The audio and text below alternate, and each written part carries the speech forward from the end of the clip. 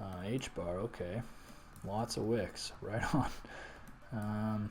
Anytime price is really choppy like this with a ton of wicks, I usually just move it up to a higher time frame, so that's a little bit better. You can actually kind of see what's going on. So you can see right here is where price, right here previously, you can see price respected this zone as support, and then it broke it, came down, and now it's rejecting it. You got this weekly candle, which is right, you know, the wick is right through this zone, and it's bearish engulfing. Apparently this isn't open right now, so it's not trading, but that's okay. So yeah, not sure when this opens, but based on this bearish daily candle, this super bearish daily candle out of this zone, you can see all these previous wicks. It's right at this moving average. This is an excellent short whenever this does open. And then I would just look for a bottom position. I mean, these weeklies jump out, but I would probably look for a daily area here.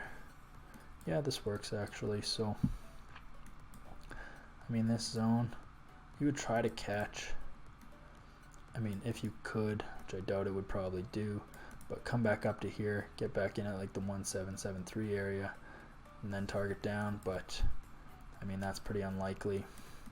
It's not really, this is not a great trade by any means, but this is still good for teaching purposes. You can just kind of see what you know, when you're looking at a chart and there's just not enough info to go off of, there's just not enough criteria to make a decision. That's what we're looking at right now. So even though it is below the moving average, you know, big bearish candle, I think this would be a fine trade if price got back up to here. I just don't think it would. If it did, you're good to go with a short. You just look at the average range, it's probably about 400 bucks. So I don't know what that means, 400 points. 400 million, oh, and this is billion, okay. I see. So you're looking at like 400 million, yeah, so it's right in the middle of the zone kind of thing. Like, this is your perfect trade here. If price came back up and resisted this area, then you target this low area. You just target the weekly range. That's how much it normally moves every week. So it's a pretty realistic amount, because obviously you want to ride a trade out as much as possible without going crazy, in the sense that you're holding it forever, it's going against you, blah blah blah, it's not moving, it's flat.